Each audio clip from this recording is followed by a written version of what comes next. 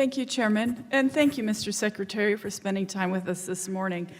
During the 5 months I've been in office, I've met with over 300 Indian tribes and tribal organizations, and 90% of the time, the issue they raise the most is the lack of tribal consultation of the Department of Interior's tribal consultation prior to the Department of the Interior's reorganization, which caught many tribes by surprise. In the time since you've been sworn in, I have continued to hear about the lack of information provided to tribes on the reorganization's opt-out option. Secretary Bernhardt, you lead the federal agency with the most responsibility to Indian country. What happened during the reorganization was a clear breach of the Interior's policy to consult with tribes. I am a member of the Pueblo of Laguna, and I have worked with tribes my entire career. And I'm going to read you a definition of tribal consultation. And that is to ensure tribes have a strong voice in shaping federal policies that directly impact their ability to govern themselves. Do you agree with this definition? I agree that that's potentially a definition.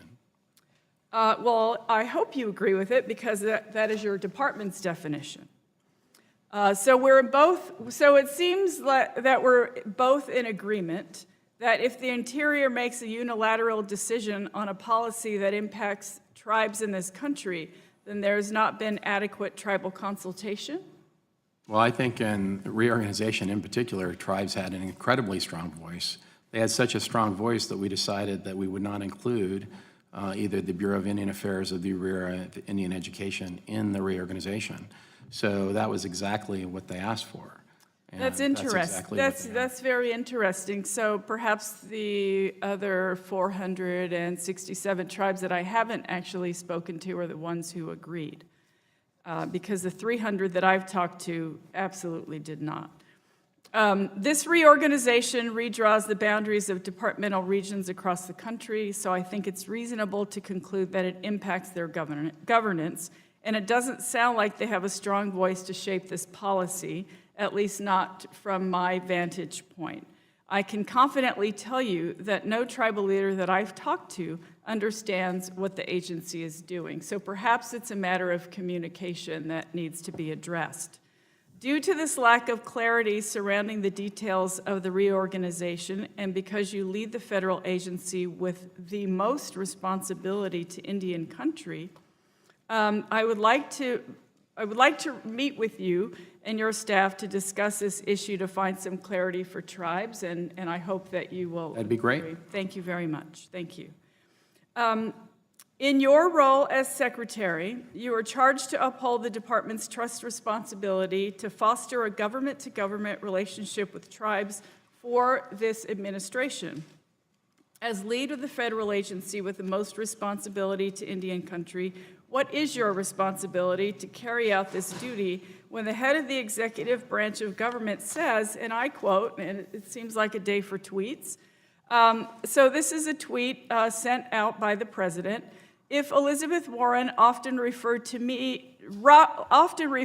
by me as Pocahontas, did this commercial from Bighorn or Wounded Knee instead of her kitchen with her husband, dressed in full Indian garb, it would have been a smash. And so essentially, I'm curious as to what your duty is when the head of your department seeks to not only alienate tribes, but essentially discount our history, make mockery of mass graves in our country, because we know that this country is founded on genocide of Indians. So what is your duty with respect to all of that? I have a great regard for the culture and history of Native Americans and Alaskans throughout our country. I applaud their service in our services, and I have spent many years working on issues with Indian country in various capacities.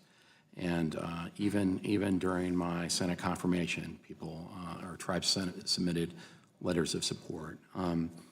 I will carry out my duties faithfully. Thank you. It looks as though I am out of time, and I yield back.